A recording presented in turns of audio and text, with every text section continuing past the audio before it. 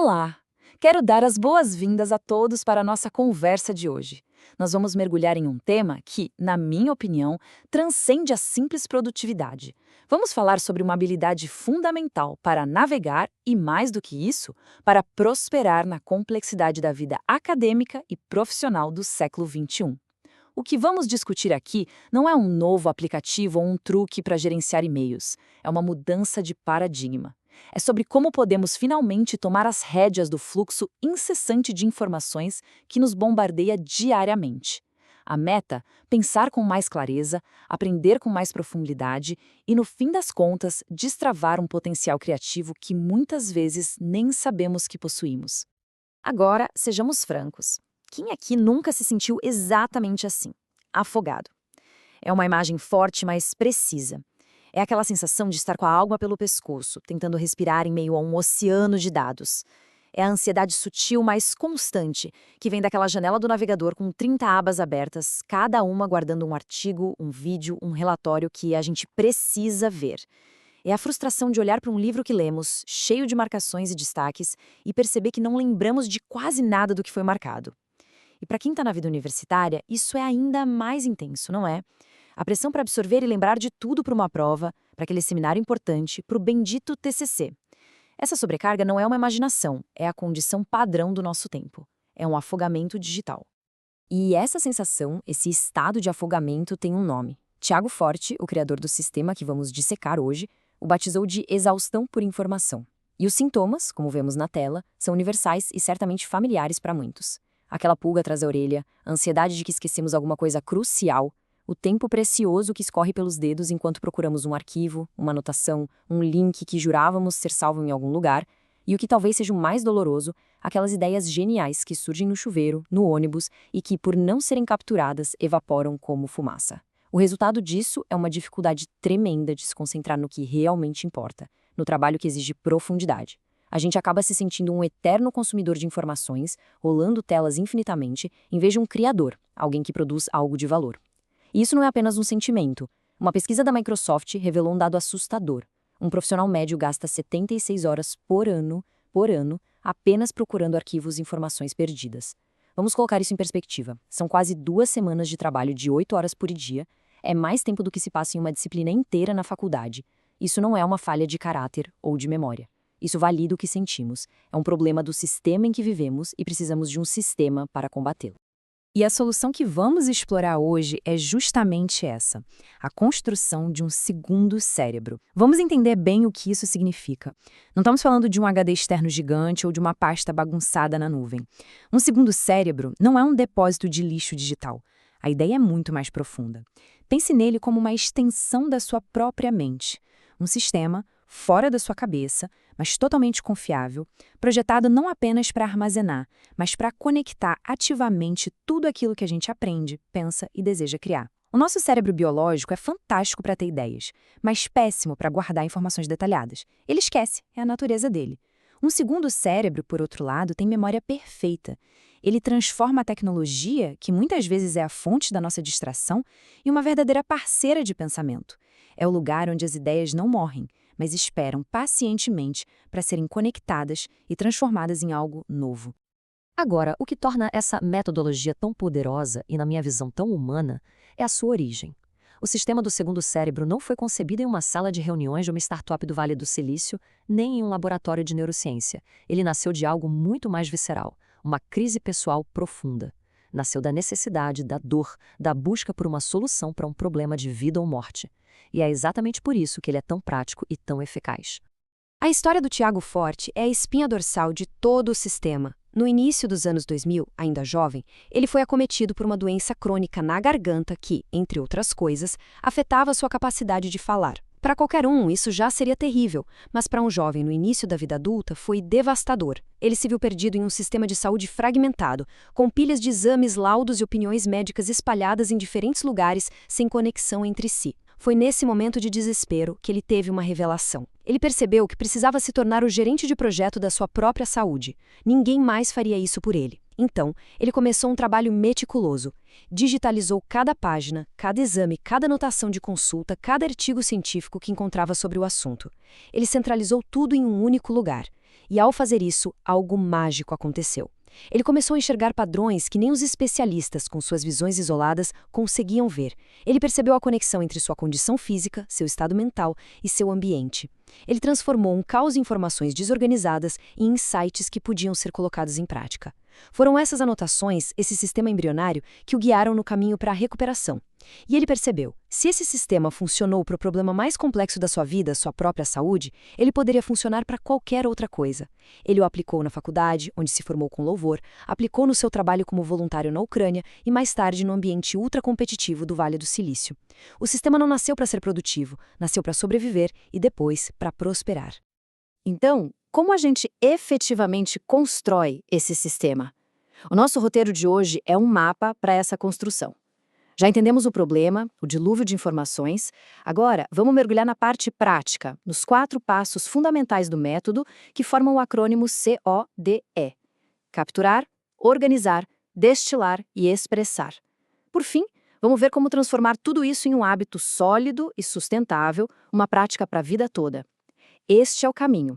Vamos começar pela fundação.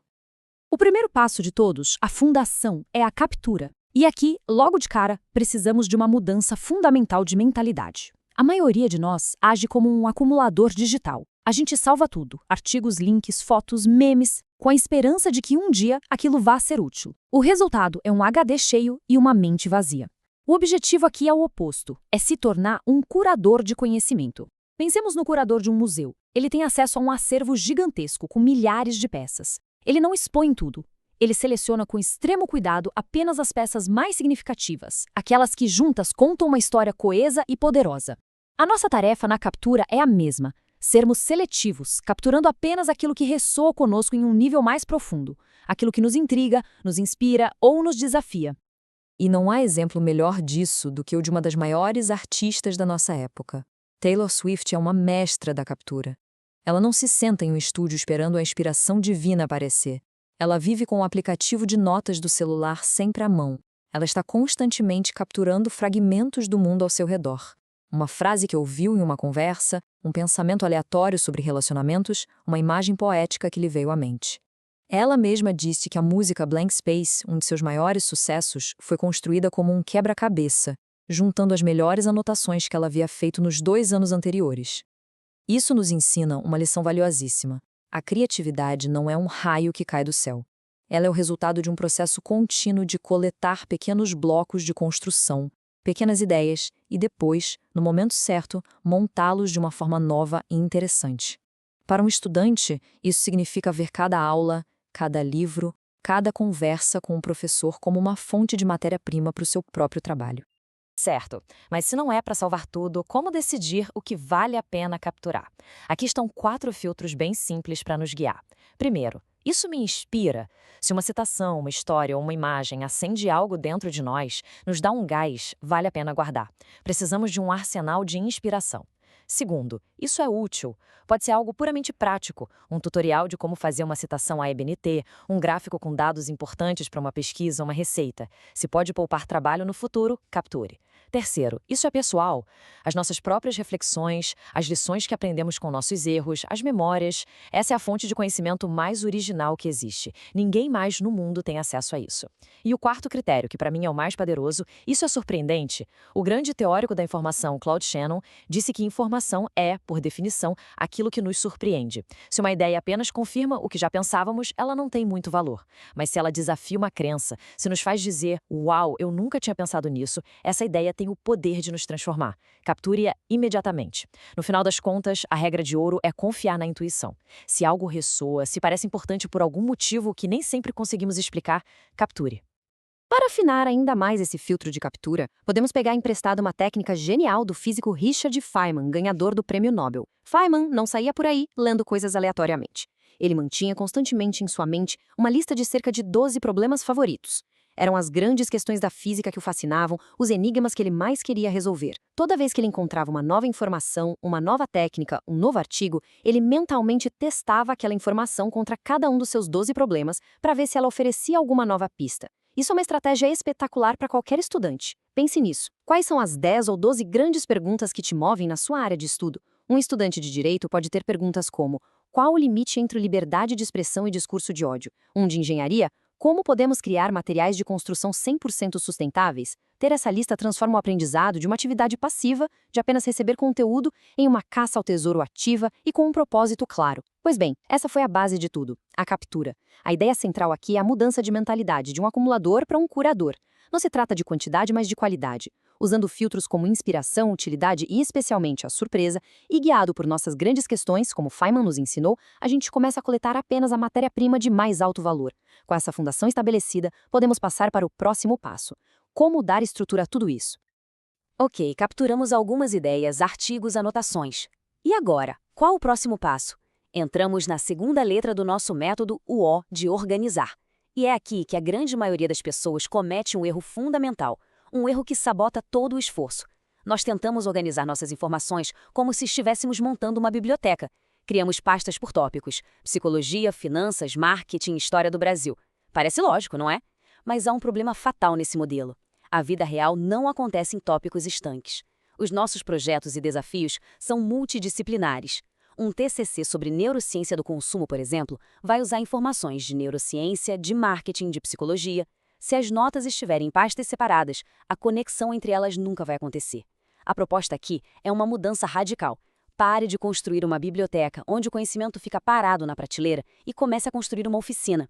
Em uma oficina, as ferramentas não são organizadas por marca ou cor, elas são organizadas pela frequência e pela ordem de uso no projeto atual. A organização é para a ação. E o sistema para construir essa oficina digital se chama PARA. É um acrônimo para os únicos 4 lugares, os 4 containers, onde qualquer tipo de informação que a gente tenha vai viver. Vamos a eles. P é de projetos. Um projeto é algo em que estamos trabalhando ativamente agora, com um objetivo claro e, crucialmente, um prazo final. Escrever um artigo para a faculdade, organizar uma festa de aniversário, procurar um estágio de férias, todos são projetos.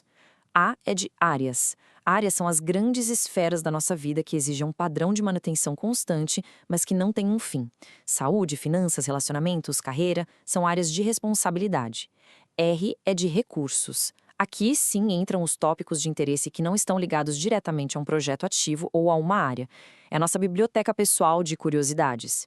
Receitas que queremos testar um dia, lugares que queremos visitar, hobbies que estamos explorando.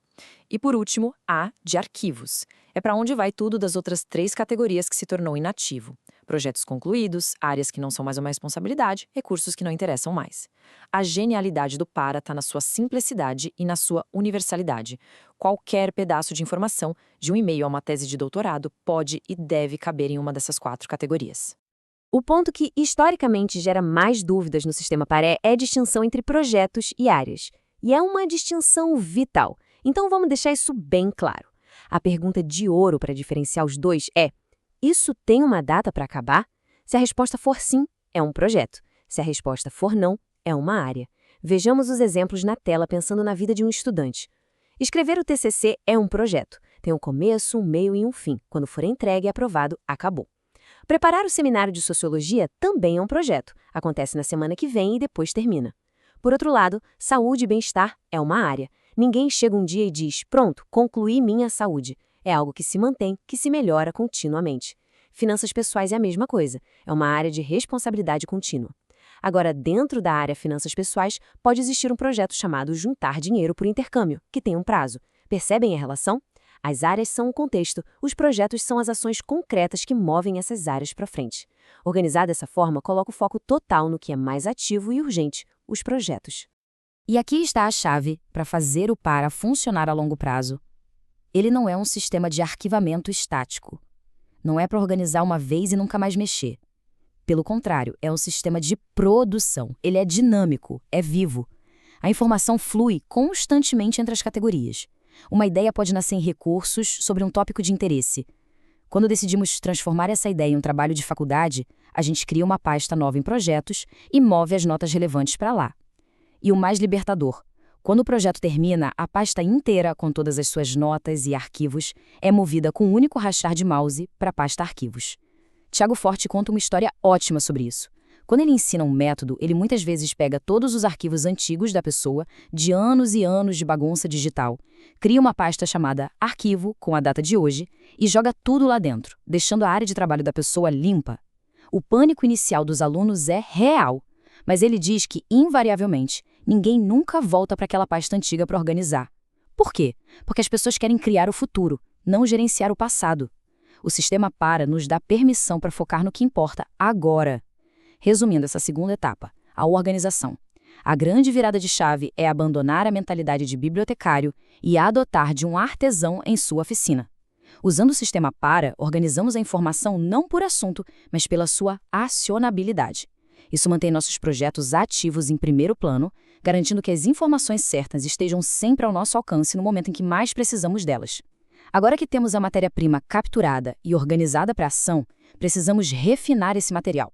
Chegamos agora ao terceiro passo do método, a letra D de destilar. Nós já capturamos as melhores ideias e as organizamos em pastas de projetos, mas isso ainda não é suficiente. Uma nota de 10 páginas, mesmo que bem guardada, é praticamente inútil se daqui a 6 meses, quando precisarmos dela, não tivermos tempo ou paciência para ler tudo de novo. O objetivo da destilação é encontrar a essência. É como fazer um bom café. A gente passa água quente por uma grande quantidade de pó para extrair apenas a essência concentrada, o melhor sabor. A inspiração aqui vem de um mestre do cinema, Francis Ford Coppola. Para dirigir o filme O Poderoso Chefão, ele pegou o romance original de Mário Puzo, desmontou o livro, colocou cada página em um grande fichário e nas margens ele fez anotações. Ele destilou cada cena à sua essência, qual era o objetivo, qual era o conflito central, quais eram os possíveis problemas na filmagem. Ele disse que poderia ter dirigido o filme inteiro apenas a partir daquele fichário, porque a alma da história já estava ali, destilada. É exatamente isso que vamos aprender a fazer com as nossas notas. Para fazer essa destilação de forma sistemática, usamos uma técnica chamada sumarização progressiva. É um processo em camadas. Vamos ver um exemplo prático. O que vemos na tela é a camada 1. É a nota bruta, no seu estado original. Digamos que a gente capturou esse trecho de um artigo sobre neuroplasticidade porque pareceu interessante. Ele está aqui, salvo no nosso sistema. É o ponto de partida. Neste momento, ele ainda é um bloco denso de texto. Para o nosso eu do futuro, que estará com pressa, isso ainda é um obstáculo. Agora, avançamos para a camada 2. E aqui é importante notar, isso não precisa ser feito na mesma hora. Pode ser dias ou semanas depois, talvez quando a gente revisita essa nota para um projeto específico. O processo é simples. A gente passa os olhos pelo texto e coloca em negrito as frases e passagens mais importantes, os pontos centrais do argumento. A gente não precisa reler cada palavra. É um escaneamento rápido em busca das joias. Olhem o resultado. Com uma simples formatação, a nota se tornou muito mais escaneável. Daqui a um ano, ao abrir essa nota, será possível entender sua ideia principal em menos de 10 segundos, apenas lendo o que está em negrito. Já demos um grande passo para tornar essa nota útil para o nosso eu do futuro.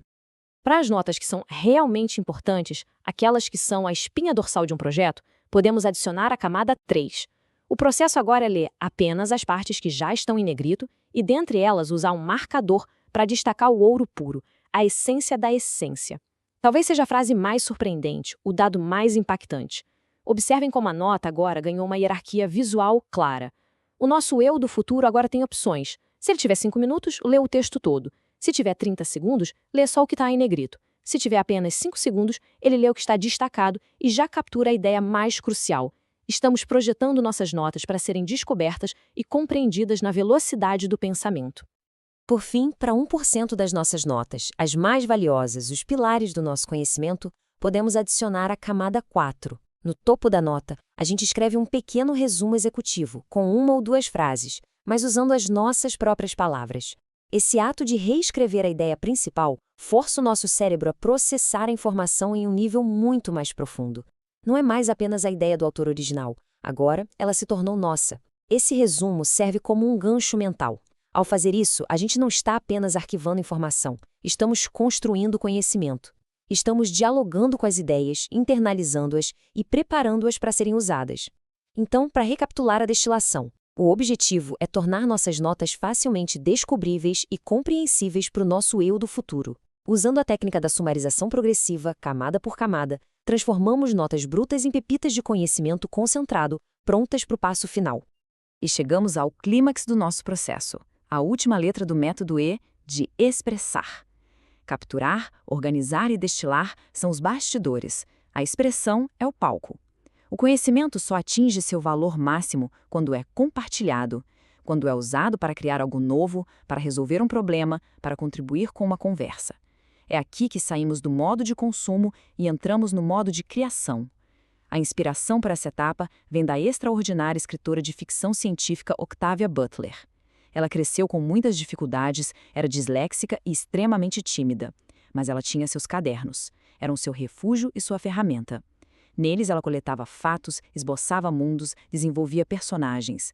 Seus cadernos foram o combustível que a permitiu superar suas barreiras e se tornar uma das escritoras mais premiadas e influentes do seu gênero.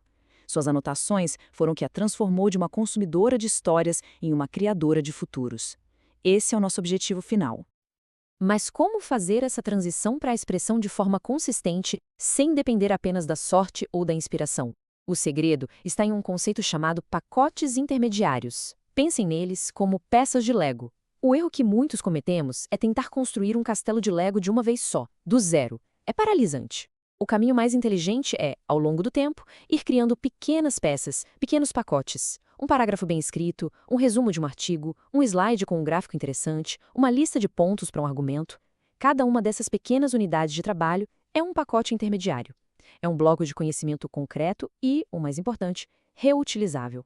Quando começamos um novo projeto, como um TCC, não partimos mais de uma página em branco assustadora. Partimos de uma caixa cheia de peças de Lego, todos os pacotes intermediários que já criamos sobre aquele assunto. O trabalho se torna muito menos sobre criar do nada e muito mais sobre montar e conectar o que já existe. Certo, mas como a gente encontra esses pacotes intermediários, essas peças de Lego, na hora que precisa? Existem basicamente 4 formas de recuperar conhecimento do nosso segundo cérebro. A busca por palavra-chave é a mais óbvia e, muitas vezes, a mais rápida. É para quando sabemos exatamente o que estamos procurando. A navegação pelas nossas pastas do sistema Para também é essencial. Às vezes não lembramos a palavra-chave, mas sabemos que a informação está na pasta do projeto TCC. Navegar pelo contexto nos ajuda a encontrar o que precisamos. As tags ou etiquetas funcionam como pontes, conectando ideias que estão em pastas diferentes. Podemos ter uma tag #liderança, que conecta notas de um projeto de história e de uma área de carreira. E, por fim, algo que não podemos subestimar, a serendipidade. É o ato de simplesmente passear pelas nossas notas sem um objetivo específico e ter um feliz acidente, uma conexão inesperada entre 2 ideias que nunca tínhamos relacionado antes. Um bom sistema de segundo cérebro deve facilitar e incentivar todas essas formas de descoberta. Chegamos ao fim dos 4 passos do método CODE. A expressão fecha o ciclo. Ao criar pacotes intermediários, transformamos nosso aprendizado em blocos reutilizáveis. E ao dominar as diferentes formas de recuperação, garantimos que nada do que aprendemos seja esquecido e que tudo esteja pronto para ser combinado e transformado em um trabalho novo e original. Agora, como fazer tudo isso virar um hábito? Nós já temos a metodologia completa, o CODE. Mas uma ferramenta, por melhor que seja, é inútil se ficar guardada na caixa. A última parte da nossa conversa é sobre como transformar tudo isso em uma prática consistente e um hábito duradouro. Esta sessão é sobre os rituais, as rotinas e os modelos mentais que vão sustentar o nosso segundo cérebro ao longo do tempo. Porque ele não é um projeto com data para acabar, ele é um parceiro para a jornada da vida. Para entender como executar qualquer projeto de forma eficaz, precisamos primeiro entender que todo trabalho criativo opera em um ciclo com 2 modos distintos: divergência e convergência. Divergência é a fase de abrir, de explorar. É um processo expansivo, às vezes caótico, focado em gerar o máximo de opções possível. É quando a gente pesquisa, faz brainstorm, coleta ideias sem julgamento. Convergência, por outro lado, é a fase de fechar, de focar. É um processo seletivo, estruturado, focado em tomar decisões, eliminar opções e executar um plano. Onde muitos de nós erramos é tentar fazer as 2 coisas ao mesmo tempo, ou ficar preso em um dos modos. Por exemplo, pesquisando para sempre, divergência, sem nunca começar a escrever, convergência. A beleza do método que aprendemos hoje é que ele se alinha perfeitamente a esse ciclo. Capturar e organizar são, em sua essência, atividades de divergência. Destilar e expressar são atividades de convergência. Ter clareza sobre em qual modo a gente precisa estar em cada momento de um projeto é um verdadeiro superpoder para a execução. A fase de convergência, a hora de focar e finalizar, costuma ser a mais difícil, onde a procrastinação ataca. Para nos ajudar, aqui estão 3 estratégias muito práticas. A primeira é o arquipélago de ideias. Em vez de encarar uma página em branco, a gente começa criando um documento onde simplesmente colamos os links para todas as nossas melhores notas sobre o assunto. Cada nota é uma ilha de conhecimento. O trabalho então se torna apenas construir as pontes entre essas ilhas. A segunda é a Ponte de Hemingway, uma homenagem ao escritor Ernest Hemingway. Ao final de um dia de trabalho, em vez de parar abruptamente, a gente anota de forma bem específica qual será a próxima pequena tarefa a ser feita. Amanhã, começar escrevendo o parágrafo sobre a teoria X. Isso cria uma ponte para o dia seguinte, eliminando a inércia de ter que decidir por onde recomeçar. E a terceira, talvez a mais importante, reduz o escopo. Se o projeto parece uma montanha intransponível, como um TCC, não tem de escalá-la de uma vez. Defina uma versão menor, um protótipo. Entregue o primeiro capítulo, um esboço detalhado, isso cria impulso, gera feedback e transforma o medo em ação. Ao final de tudo isso, o que fica claro é que construir um segundo cérebro é muito menos sobre qual aplicativo usar e muito mais sobre a profunda mudança de mentalidade que esse processo catalisa. É a transição de uma mentalidade de escassez para uma de abundância. A mentalidade de escassez é a voz da síndrome do impostor, que sussurra: eu não sei o suficiente para começar, preciso ler mais um livro, fazer mais um curso. Ela nos leva a acumular informação por medo. Ela nos faz acreditar que nosso valor está na nossa capacidade de memorizar fatos. A mentalidade de abundância, nutrida por um segundo cérebro funcional, é o oposto. Ela nos diz: eu já tenho um vasto repositório de ideias e conhecimentos para começar. Ela entende que o conhecimento não é um recurso finito que se esgota, mas algo que cresce exponencialmente quando é conectado e compartilhado. Ela nos mostra que o nosso verdadeiro valor não está no que a gente consegue lembrar, mas nas conexões únicas que conseguimos fazer e, principalmente, naquilo que criamos a partir desse conhecimento. É uma mudança do foco no consumo para o foco na criação. Isso nos traz a nossa reflexão final, uma pergunta que quero deixar para cada um. E essa não é uma pergunta retórica. Pensem honestamente em tudo que já foi vivido, estudado, aprendido. As experiências únicas, as paixões, os desafios que foram superados, o conhecimento adquirido na faculdade. Tudo isso é capital intelectual valiosíssimo que já existe. Acreditar que já se possui o suficiente para começar a criar, a compartilhar, a contribuir é o passo mais importante. O segundo cérebro, no fim das contas, é apenas o sistema, a ferramenta que nos ajuda a enxergar, a organizar e expressar esse valor que já está aí. Então, a pergunta que fica não é o que mais eu preciso aprender, mas sim, com tudo que eu já sei, o que eu vou construir. Que conhecimento que já possuo está apenas esperando para ser compartilhado com o mundo?